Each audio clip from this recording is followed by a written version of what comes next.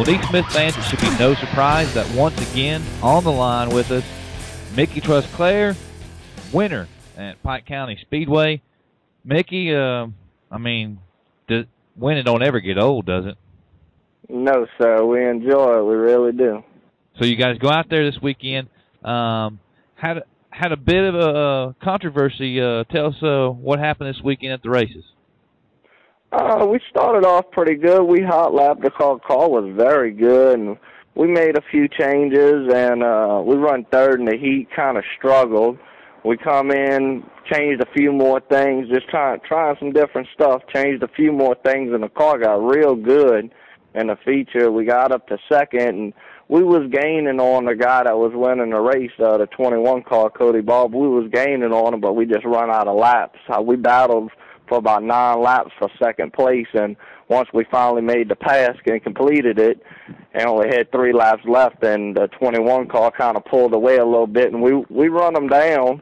It was just, we run out of laps. If it had been a few more laps, I think we could have got around them. Now, and we went to Tech, and NeSmith wound up showing up, and they checked the top 4 cars, and like I said, we had finished second, and whenever they checked us, we checked out. Everything checked out good, but the guy that had actually won the race, his tires come up illegal on a machine that they use to check all the tires with. Now, we've talked in prior interviews. There was some stuff on message boards out there concerning your program. How satisfying is it to you and to your team to finally have somebody show up and tech you guys? I wish they would come every week. I mean, I know it'd be hard for them to come every week, but, once or twice a month would even be good, just so nobody could say, well, he's cheating this, or he's got illegal mode, or he got illegal tires. I mean, I explained that a while back in one of the interviews. You don't have to cheat to win in that class. I mean, to me, it's stupid if you cheat. I mean, what point are you gonna prove? Yeah, I won, but I was cheating. Yeah. I mean, that just don't make no sense to me. And then if you get caught, then what you gonna do? I mean, you can't go. All the tracks around here are sanctioned except for one of them, Baton Rouge, and I mean they don't pay no money. So I mean, I just don't understand it sometimes. So you guys have got 4 series victories under your belt. You've moved to the top of the weekly series points. Where do you guys go for here? We just gonna keep on digging. If everything goes smoothly this week, like we plan on it, we're gonna try to run 2 nights this week. Just got to make sure everything lines up the way it's supposed to be. Just keep on digging and chase this championship.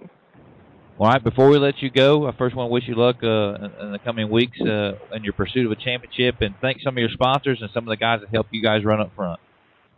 I'd like to thank Jay Dunn and Sandblasting and Painting, Griffin Fence Company, Anita's Hamburgers, A Touch of Blush Photography, and my crew. I mean, my dad, he does a lot, during the week at work. He very seldomly gets to make it out there to the races with the way he works, but, I mean, he helps me a lot during the week. Jeff and Blake and Dustin, I mean, just everybody just come along, and we try, and that's all we could do is try. Just hope for the best.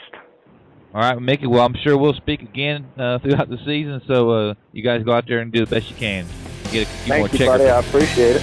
Get a few more checker flags, man. All right, race fans, here we are. We're going to talk to the winner from Talladega Short Track, Jeremy Shaw, week number 4 winner at Talladega. Jeremy, walk us through our weekend, man. There's a couple wins for you this season already. Well, we had planned originally to run at Columbus Speedway. We're trying to get in line for bonus points there for the 4 consecutive weeks, and they had a cancellation this weekend, so it was kind of a last-minute decision, but we decided to pack up and head over to Talladega, and it turned out to be a good weekend for us. We got our 2nd win of the season so far. Well, and when we talk about going to these other racetracks, you always got to contend with the local guys who know the track the best. But you had to go there and contend with the East Region champion of last year and Elkins. You know what's it like getting to another track, and what's it like going there and taking some of the glory away from the local guys? Well, the last time we ran at Talladega was, I guess, back in, I think we ran the Ice Bowl in '06 over there when we were running modifieds, and that's the only time I've ever raced there. But it's real similar to, in my opinion, it's real similar to Columbus. I made a ton of laps around that place, and I mean, anytime you go into places like that, you're going to have your local guys to contend with, but it's a track that suits me. Those type, kind of semi-high bank deals with the tight corners where you can really have to get up on the wheel and run. I mean, we ran the high side all weekend, and that's where I generally like to be on a track like that. And we were able to go in there and get a win from them. And of course, it always helps the driver out when they go to these other tracks and get these bonus points and whatnot. You guys are sitting in second place, trailing Mickey Trosclair. You guys got 6 races, 2 wins under your belt. You have to be satisfied to this point in the season where you guys are sitting at and where you guys seem to be heading. It seems like you're going down a good path to a good season. Yeah, we're definitely pleased so far. We've had a couple victories that we felt like we let get away from us there. A couple second place finishes where we felt like that we should have closed the deal on them. We should have had a couple more than what we've got. But I mean, it's all about the wins in this, getting those 50 points. I mean, that's the bottom line on it. By the time you wrap the season up, pretty much everybody's going to have their bonus points.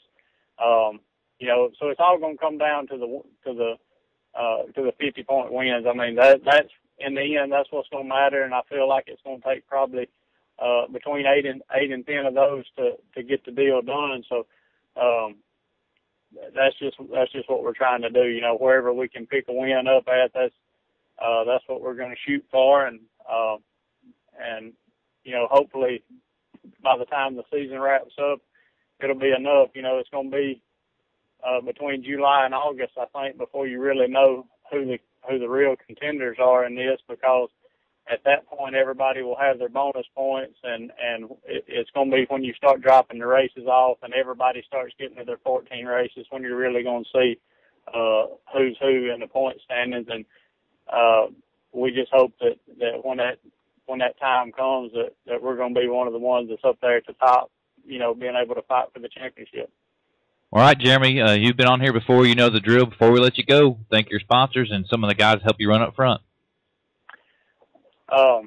Well, I've got Summit Resource Development, Fenders and Skinners, Freedman Farms, Peepaw Power Sports, Track Star Race Cars, and I need to thank my mom and dad. They support me. I started racing when I was 16, and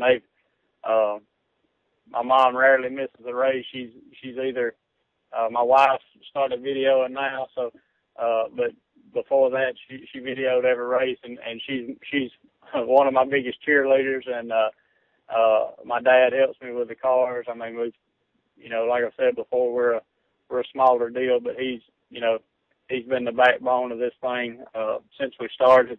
My wife Courtney and my part-time crew chief Kyle Shaw, when he's not racing, it really makes a big difference to have him at the track with us, and my other crew members, Big A and Steve Wright. So all those guys help us out and help us get it done. Well, congratulations on your win over the weekend at Talladega, and you'll be back, I'm sure, at Columbus to pick up where you left off there. Do you plan on making some of the touring races down the road? Definitely. We're set up right now. If I've got a little one on the way, so and she's due on the 25th, so we're going to try to run the swing of the 3 NeSmith races at Hattiesburg and Why Not and Magnolia that weekend if we're not having a baby during that time. So that's our plan right now for those, and whenever they come back to Greenville, we're planning on being at that one, and then the other races at Magnolia and Why Not, we're going to try to hit all those. So but that's kind of our plan right now. Those are the ones we've got picked out to run, and hopefully everything works out where we'll be able to get to them. Well, certainly keep us abreast of the newborn on its way, and when she gets here, let us know about it. And we wish you guys luck in more than just racing, man. All right, man, I appreciate it. All right, NeSmith fans, on the telephone we have the driver of the 4R Crate Late model. His home track is Jackson Motor Speedway. Picks up a win. Neil Lee. Neil, talk us through your weekend. It started out a typical weekend in Jackson. I knew it was going to be a slick track, and going into it, and went out to qualify and qualified 6th. Put me in the 3rd starting spot for the heat race, and finished 2nd. Pretty slick track already in the night, and gave me the 4th starting spot for the feature. And coming out of turn 2 on the first lap, I was able to get down behind Michael Arnold into 3rd place, and several laps after that I was able to get by him. He slid up a little bit, got under him, and worked on trying to catch up with Shannon Lee. He had checked out a little bit and got lucky for a caution to come out, and on a restart I was able to get under him going into 1 and made a pass on him. And from the rest of the race on, I saw Shannon kept sticking his nose under me, and Michael got by him, and they worked on my rear quarters pretty good. It was clean racing, but we had to do a little body work this week. Yeah, Shannon Lee's going to make sure that I think that he lets you know he's there. How long have you been racing with the NeSmith Weekly Series? I started in 06 racing, and I raced with NeSmith. I raced 06 and 07, and I took off 08, 9, and 10, and I started back last year. Raced about 7 or 8 times last year, and then this year I plan on trying to make all of the races at Jackson Motor Speedway. Well, I mean, obviously, you know that Shannon Lee, he's in our top 5. He's tied for 3rd place with Jim McDuffie, which you probably know Jim is. He's the West Region champion from last year. So you beat some of the best we got in the weekly series.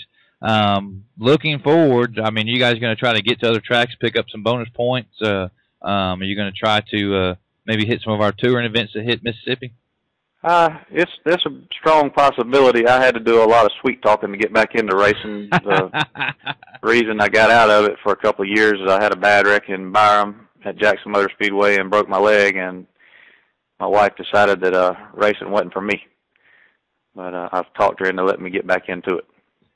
This is the only way that I'm allowed to be in racing. My wife says I'll never be able to afford it, so I have to be behind the mic instead of behind the wheel. So I understand definitely where the wife influence comes in. So looking forward, where are we going to see you next other than Jackson? What is on the horizon? I would venture off to either Greenville, Columbus, or why not? But for the near future, it's going to be in Jackson. All right. Well, congratulations on your win this weekend. Before I let you go, I always ask the drivers to thank their sponsors and mention the names of the fellows that keep you guys running up front. I got you. JWH Equipment's a Case Equipment dealership in Jackson, Mississippi, and Hales Towing and Recovery in Jackson are my sponsors. And Eric Goza and Jeff Larrabee and Wesley Groves helped me keep the car going. Bo Black's a big help. Dennis Duncan with Duncan Motorsports. And there's a good bit of other people out there that help me. And, of course, we got to thank the missus for getting us back in racing. Yeah, and believe it or not, she was able to make it out for the first time and been to the racetrack in 3 years. Her and my daughter were out, and they enjoyed getting to watch me win a race. Yeah. Well, congratulations, and I hope that we have you back on the NeSmith Weekly Series hotline several times this year. So go out there and get another checker, and we'll talk again. All right. Thank you very much. All right, race fans, we have Mr. Duke Palacini on the telephone in his tractor. If we hear some weird whining noises, that's his tractor. So we got him at work, so we won't take too much of his time.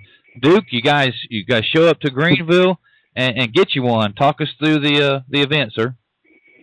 Yes, sir. We had a good run. Early in the night, it was, the track was real racy, you know, and we had a good qualifying.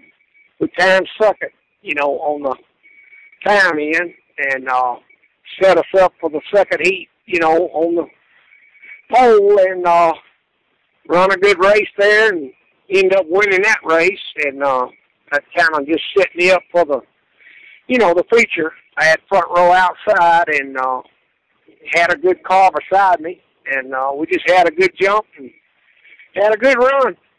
Led the whole race, and but the track was real, you know, real good track. You know, we run after a late model big race, and the track was real racy. I mean, and thanks to the track with Wesley and James, they got it going on in Greenville. So we had a good night. Had the car working real good. The car come back to me. Week before last, we run fourth and just had a real, you know, tight push. Car was real tight, but got it worked out and got a victory. Well, you guys had some drivers. Of course, every local driver there is tough to deal with. Yeah. But you guys had Barrett behind you and Chase Washington. You know, Chase is up there in points and whatnot. Congratulations on the win. Tell us a little bit about the fellas who helped keep you guys up front, and then thank your sponsors for us. Do what now? I couldn't hear you. Go ahead and thank some of the guys that helped keep you up front, win these races, and also thank your sponsors. Yes, sir. We had a good, you know, good run. I want to thank Glenn, my brother-in-law, being there. He's been with me for all these years, you know, racing, and Lee Henry, and he's kind of like a crew chief with us. And my dad, Ellis Policini, he's been with me through thick and thin. And well, we want to thank him and everybody around us, and my nephew Mike and my brother Mike. We all pit together and kind of like all the big team. And want to thank, you know, Policini Farms for helping us pretty good, and Chet Barnes towing, and for all support. So, and I want to thank the track for having a good track like we got it, and got it going on in Greenville. Everybody come out and support it. So we're looking forward to the next week. Well, certainly look forward to getting over to Greenville with the touring series. I'm looking forward to meeting you guys and some of the other drivers and the promoters over there. So, tell you what, get you some more checker flags, Mr. Policini, and we'll talk again on the NeSmith Weekly Series Hotline. Race fans on the telephone right now. The 2011 Rookie of the Year for the NeSmith Series, Chase Edge, coming off 2 victories this weekend, not 1 but 2. Talk us through the victory there at Penton Raceway. Well, went out Friday night at practice, and the car was pretty good. The track was still tacky and wet, and then we made a few tweaks on the car and went out there to qualify, and we qualified on the pole 0.2 faster than anybody else.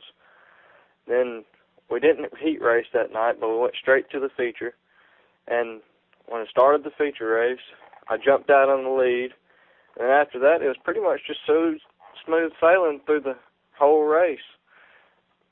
Now, so you get to win on Friday there at Penton Raceway, then you guys load up the trailer, and you, go 2 blocks over to East Alabama Motor Speedway? So talk to us about the race with Cordogin and the likes of Roderick Dykes and Thomas Lewis down there. Well, we went out there, and we qualified on the outside pole, and we had 3 initial starts of the race. The first 2, I got the jump on Joey Thomas for the lead, but the first one was, I think I jumped a little too soon, and the second one we had a wreck on the back straightaway. But on the third start, we finally got to go, and he got me on that start, so we went off in turn 1, and went down the back straightaway, ran a couple of laps. Then he pushed up in 3 and 4 because the track was still pretty wet, and that gave me just enough momentum to get up beside him to race down the front straightaway beside him. And then going through turns 1 and 2, I got below him and got the lead on him. And then we kind of bumped a little bit, And then after that, the caution came out, and something happened to his car, I think. I'm not real sure what happened. But that put my other friend, Cord, up there behind me, coming off his best race of the year. And then after that, we just rode 1-2 the whole way, and then we came up and got the 1-2 win. Now, obviously, you're a touring series driver, and of course, we hadn't had an event since back in February with Greenville raining out, and we have Albany this weekend. We're going to see you guys down there, I'm sure. Oh, yeah. Be down in Albany.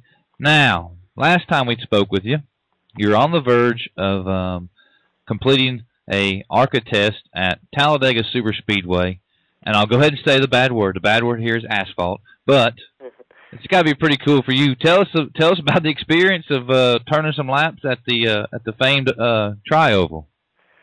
Well, my crew chief told me when I got there, he said, as soon as you go out there and get it into fourth gear, just mat it to the floor and don't let off. And he told me to run right in the middle of the racetrack. So that's what I did. I just matted it to the floor and took off. And, I mean, I could tell the speed difference, but the racetrack was so big, it was hard to tell that you were running 180 miles an hour.